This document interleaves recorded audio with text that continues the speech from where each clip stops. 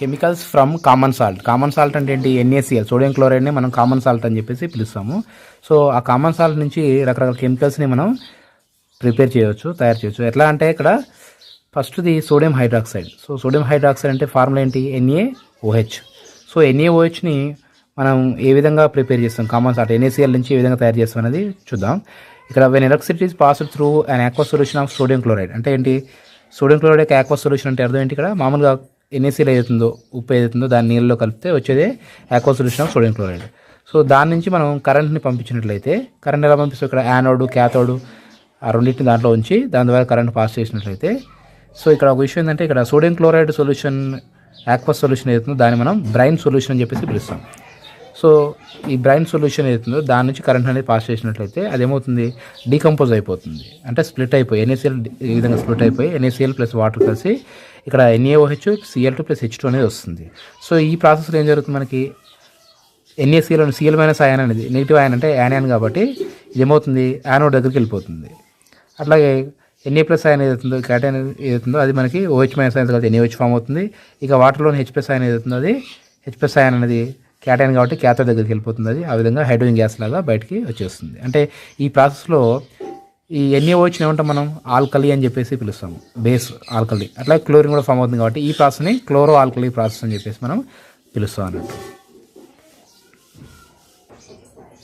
Bleaching powder, దీని formula వచ్చేసి CaOCl2.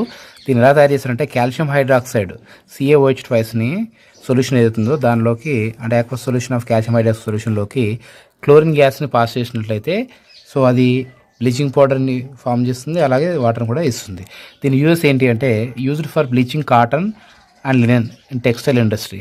మామూలుగా టెక్స్టైల్ అంటే ఇక్కడ మనకి క్లాత్ ఇండస్ట్రీ అవుతుందో కాటన్, లినెన్ వాటిని బ్లీచ్ చేయడానికి బ్లీచింగ్ పౌడర్ని యూజ్ చేస్తారు. అట్లాగే use as an oxidizing agent. Oxidizing agent అంటే ఏం చేస్తుంది? ఆక్సిడేషన్ ప్రాసెస్ని చేయడానికి ఉపయోగించే కెమికల్ని మనం ఆక్సిడైజింగ్ ఏజెంట్ అని చెప్పేసి అంటాము.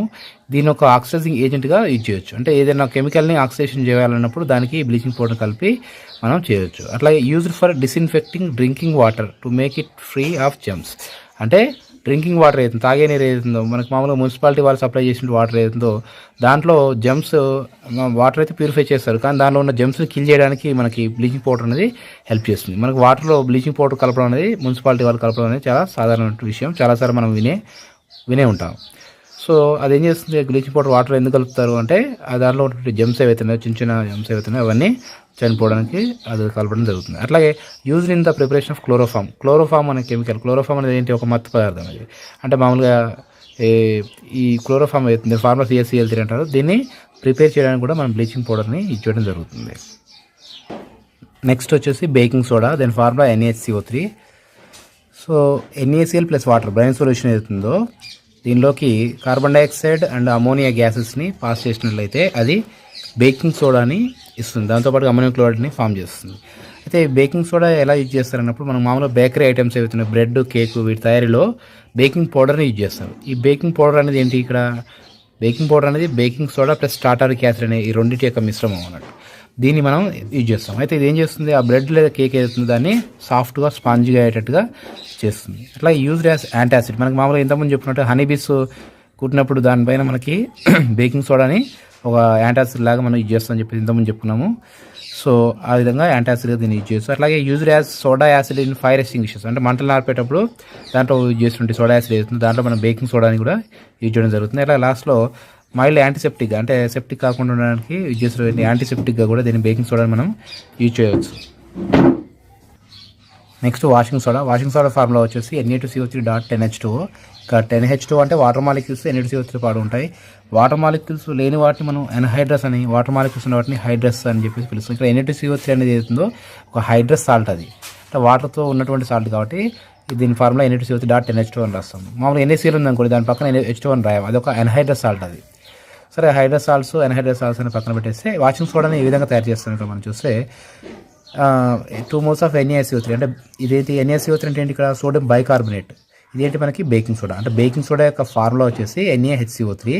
దాని కెమికల్ నేమ్ సోడియం బైకార్బోనేట్. దీన్ని హీట్ చేసినట్లయితే ఏమో సోడియం కార్బోనేట్ వస్తుంది. అంటే బైకార్బోనేట్ని హీట్ చేస్తే కార్బోనేట్ వస్తుంది. అంటే బేకింగ్ సోడాని హీట్ చేస్తే వాషింగ్ సోడా వస్తుంది. దాంతోపాటు వాటర్ CO2 అనేది ఫామ్ అవుతుంది. వచ్చినటువంటి Na2CO3 దానికి 10 వాటర్ మాలిక్యూల్స్ కలిపినట్లయితే అది కాస్త NaCO3.NH2 అవుతుంది. దాన్ని మనం వాషింగ్ సోడా అని చెప్పేసి పిలుస్తాం. సో ఇదేమో NaCO3 అంటేనేమో ఎన్హైడ్రస్ సోడియం కార్బోనేటు, ఇదేమో హైడ్రస్ సోడియం కార్బోనేట్. దీని యూజెస్ ఏంటి అంటే used in glass, soap and paper industries. Glass ఇండస్ట్రీలో, సోప్ ఇండస్ట్రీలో, పేపర్ ఇండస్ట్రీలో దీన్ని యూజ్ చేస్తారు. సో అట్లాగే మ్యానుఫ్యాక్చర్ ఆఫ్ బోరాక్స్ అనేది ఏంటి, ఒక పౌడర్. సో ఈ బోరాక్స్ పౌడర్ని తయారు చేసే దాంట్లో కూడా మనం వాషింగ్ సోడాని యూజ్ చేస్తాం. అట్లాగే used as cleaning agent for domestic purposes. Domestic purpose అనేది గృహ అవసరాలు. ఇంట్లో మనకి రకరకాల క్లీనింగ్ ఏజెంట్స్ లైక్ ఇప్పుడు డోమెక్స్ లాంటివి ఉంటాయి, హార్పిక్ లాంటివి ఉంటాయి, లేదంటే లైజాల్ లాంటివి ఉంటాయి. సో మనం మామూలుగా ఇంట్లో క్లీన్ చేయడానికి, బాత్రూమ్ క్లీన్ చేయడం కానీ, ఫ్లోర్ క్లీన్ చేయడం కానీ వాటి ప్రతి దాంట్లో కూడా మనకి క్లీనింగ్ ఏజెంట్గా వాషింగ్ సోడాని కొద్దిగా ఇచ్చడం జరుగుతుంది. Used for removing permanent hardness of water మనకి 2 టైప్స్ ఉంటుంది తెలుసు, సాఫ్ట్ వాటర్, హార్డ్ వాటర్. కొన్ని అయాన్స్ని ఈజీగా మనం రిమూవ్ చేయగలుగుతాం, అలానే దాన్ని సాఫ్ట్ వాటర్. ఏదైతే సబ్బుతో నురగనే ఈజీగా ఇస్తుందో దాన్ని మనం సాఫ్ట్ వాటర్ అంటాము. ఏదైతే సబ్బుతో నురగనే ఎక్కువ ఇవ్వకుండా ఉంటుందో దాన్ని హార్డ్ వాటర్ అంటాము. సో ఈ వాటర్ యొక్క హార్డ్నెస్ ని రిమూవ్ చేయడానికి మనం వాషింగ్ సోడాని కలిపి కొద్దిగా హీట్ చేస్తాము. ఆ వాటర్లో ఉన్నటువంటి హార్డ్నెస్ అనేది కొద్దిగా పోయి అది వాటర్ కాస్త సాఫ్ట్గా మారిపోతుంది అన్నట్టు. Removing water of crystallization. So water of crystallization అంటే ఏంటి? అంటే మనకి ఫర్ ఎగ్జాంపుల్ ఇప్పుడు కాపర్ సల్ఫేట్ తీసుకున్నాం అనుకోండి, CSO.5H2, దీంట్లో మనకి 5 వాటర్ మాలిక్యూల్స్ అనేవి ఉన్నాయి. సో దీనికి వాటర్ ఆఫ్ క్రిస్టలేషన్ వాల్యూ ఎంత అంటే దీనికి 5 అని చెప్పేసి చెప్తాను. అట్లా ఇంతకుముందు చెప్పినట్టుగా వాషింగ్ సోడా తీసుకుంటే NaCO3.NH2, దాంట్లో 10H2 మాలిక్యూల్స్ ఉన్నాయి కాబట్టి దాని వాటర్ ఆఫ్ క్రిస్టలేషన్ వచ్చేసి 10 అంటాం. అంటే ఏంటి, ఒక హైడ్రస్ సాల్ట్లో ఎన్ని వాటర్ మాలిక్యూల్స్ ఉంటాయని చెప్పేదాన్ని వాటర్ ఆఫ్ క్రిస్టలేషన్ చెప్పేసి అంటాం. అంటే నెంబర్ ఆఫ్ వాటర్ మాలిక్యూల్స్ స్ప్రెడ్ని hydrous salt is known as water of crystallization. So ఇక్కడ కాపర్ సల్ఫేట్ CSO.5H2 అవుతుందో ఇది ఒక హైడ్రస్ సాల్ట్, ఇది బ్లూ కలర్లో ఉంటుంది మనకి. దీన్ని ఒక టెస్ట్ ట్యూబ్లో తీసుకొని హీట్ చేసినట్లయితే సో కొంతసేపు తర్వాత మనం ఏం గమనిస్తాం అంటే ఆ బ్లూ కలర్ కాస్త డిసప్పేర్ అయిపోయి కలర్లెస్ అంటే వైట్ అయిపోతుంది. అంటే కెమిస్ట్రీ లాంగ్వేజ్లో కలర్లెస్ అంటే మీనింగ్ కూడా వైట్ అని అర్థం అన్నట్టు, వైట్ అయిపోతుంది.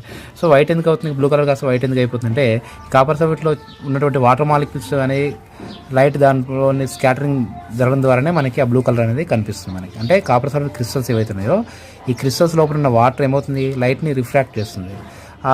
దానివల్లనే మనకి బ్లూ కలర్ అనేది కనిపిస్తుంది. ఎప్పుడైతే మనం హీట్ చేస్తామో ఆ క్రిస్టల్స్ అనేవి పగిలి దానిలోంచి వాటర్ అనేది మొత్తం బయటకు వచ్చేది ఈ టెస్ట్ ట్యూబ్ వాల్స్ పైన మనకి కనిపిస్తాయి అంట. మనం హీట్ చేసేటప్పుడు పైన ఇది సాల్ట్ తీసుకొని హీట్ చేసేటప్పుడు మనకి ఎలాంటి వాటర్ డ్రాప్స్ కనపడవు, కానీ హీట్ చేసిన తర్వాత వచ్చేప్పటికి ఇక్కడ వాల్స్ పైన మొత్తం వాటర్ డ్రాప్స్ అనేవి కనిపిస్తాయి మనకి. దీని అర్థం ఏంటి ఇక్కడ మనకి, సో ఇందులో కాపర్ సల్ఫేట్ లోపల ఇన్సైడ్ క్రిస్టల్లో మనకి వాటర్ మాలిక్యూల్స్ అనేవి ఉంటాయి, పైన క్రిస్టల్ టచ్ చేసినప్పుడు మనకి వాటర్ అనేది ఉండదు. అదే హీట్ చేసిన తర్వాత ఏమవుతుంది, అవి బ్రేక్ అయిపోతాయి కాబట్టి దాని నుంచి వాటర్ బయటకు వచ్చేసి ఈ వాల్స్ పైన మనకి ఉంటుంది. సో అప్పుడు వచ్చినటువంటి సాల్ట్ అవుతుంది, దాన్ని ఎన్హైడ్రస్ సాల్ట్ అని చెప్పేసి పిలుస్తాము. సో అంటే ఏంటి, ఇక్కడ వాటర్ ఆఫ్ క్రిస్టల్స్లో మనం వాటర్ మాలిక్యూల్స్ రిమూవ్ చేయడం ద్వారా మనకి ఆ క్రిస్టల్లో ఉన్న వాటర్ వెళ్ళిపోయి సో దాని యొక్క కలర్ అనేది మారిపోయి ఇంకో విధంగా మారుతుంది. సో ప్లాస్టర్ ఆఫ్ ప్యారిస్ దీన్ని మనం POP అని పిలుస్తాము. దీని ఫార్ములా CaS4 దీని కెమికల్ నేమ్ వచ్చేసి కాల్షియం సల్ఫేట్ హెమీహైడ్రేట్. హెమీ అంటే ఇక్కడ హాఫ్ అని అర్థం వస్తుంది. అండ్ జిప్సమ్ వచ్చేసి ఫార్ములా CaS4.2H2. సో దీన్ని మనం calcium sulphate chemical formula calcium sulphate dihydrate అని చెప్పేసి పిలుస్తాము. ఈ రెండింటిని కలిపి ఒకేసారి హెడ్డింగ్లో ఏం చెప్తున్నంటే రెండు కూడా కాల్షియం సల్ఫేట్ సాల్ట్సే, కానీ డిఫరెన్స్ ఏంటి, రెండు సిమిలారిటీ వచ్చేసి రెండు కాల్షియం సల్ఫేట్ సాల్ట్స్, అట్లా ఇంకో సిమిలారిటీ ఏంటంటే రెండు కూడా హైడ్రస్ సాల్ట్స్, దాంట్లో వాటర్ ఉంది దీంట్లో వాటర్ ఉంది. కాకపోతే నెంబర్ ఆఫ్ వాటర్ మాలిక్యూల్స్ అనేవి ఓన్లీ ప్లాస్టర్ ఆఫ్ ప్యారిస్లో POPలో ఓన్లీ హాఫ్ ఉంటే జిప్సంలో 2 వాటర్ మాలిక్యూల్స్ అనేవి ఉంటాయి.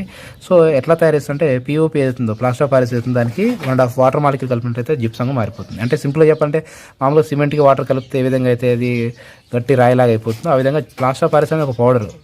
సిమెంట్ ఇది ఒకటి కాదు, కానీ దాని లాంటి ఒక పౌడర్, దానికి వాటర్ కలిపినట్లయితే ఏ విధంగా అయితే మనకి గట్టి రాయిలాగా అయిపోతుందో జిప్సం అనేది ఒక హార్డ్ సబ్స్టెన్స్ అన్నట్టు, అలాంటి సబ్స్టెన్స్ అనేది.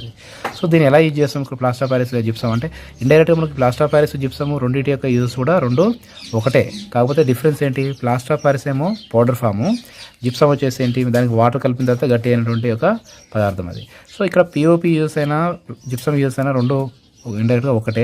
అయితే ప్లాస్టర్ ఆఫ్ ప్యారిస్ ఎలా యూజ్ చేస్తామనంటే used for supporting fracture bones. డాక్టర్లు మామూలుగా మనకి ఏదైనా బోన్స్ అనేవి ఫ్రాక్చర్ అయినప్పుడు ఏదైనా విరిగినప్పుడు దానికి కట్టడానికి ఈ ప్లాస్టర్ ఆఫ్ ప్యారిస్ని యూజ్ చేస్తారన్నట్టు. అంటే వాళ్ళు నార్మల్గా ఏంటి ఇక్కడ బోన్ అనేది ఫ్రాక్చర్ అయినప్పుడు దాన్ని కదలకుండా ఉండడం కోసం వాళ్ళు అనేది కడతారు. ఆ కట్టేటప్పుడు ప్లాస్టర్ ఆఫ్ ప్యారిస్ని దాని మీద కొద్దిగా దానికి వాటర్ మిక్స్ చేసి కట్టి ఉంచుతారు. తర్వాత అది గట్టిగా అయిపోయి మనకి ఆ కాలుకి లేదా చేయి ఎక్కడైతే విరిగిందో ఆ కాళ్ళు చేయికి దానికి స్ట్రెంత్ అనేది ఇస్తుంది అన్నట్టు. అట్లా యూజ్డ్ ఫర్ మేకింగ్ టాయ్స్ అంటే బొమ్మలు తయారు చేయడానికి, రూఫింగ్ అంటే మనం పైన రూఫ్ ఈ కొత్త ఇళ్ళలో మనకి పైన రూఫింగ్ అనేది చేస్తారు కదా, సో దానికి అక్కడ డెకరేషన్ చేయడానికి. డెకరేషన్ అంటే ఇప్పుడు ఏదైనా ఫంక్షన్ హాల్స్ ఉన్నాయి, దాంట్లో స్టార్టింగ్లో మనకి ఉన్నటువంటి ఆర్చ్ లాంటివి ఉంటాయి, అలాంటి వాటి తయారు చేయడానికి డెకరేషన్ అంటే ఆర్టిఫిషియల్గా ఇలాంటివి మెటీరియల్ తయారు చేయడానికి ఇది చేస్తారు. అట్లా use for idols, example Ganesh Idol.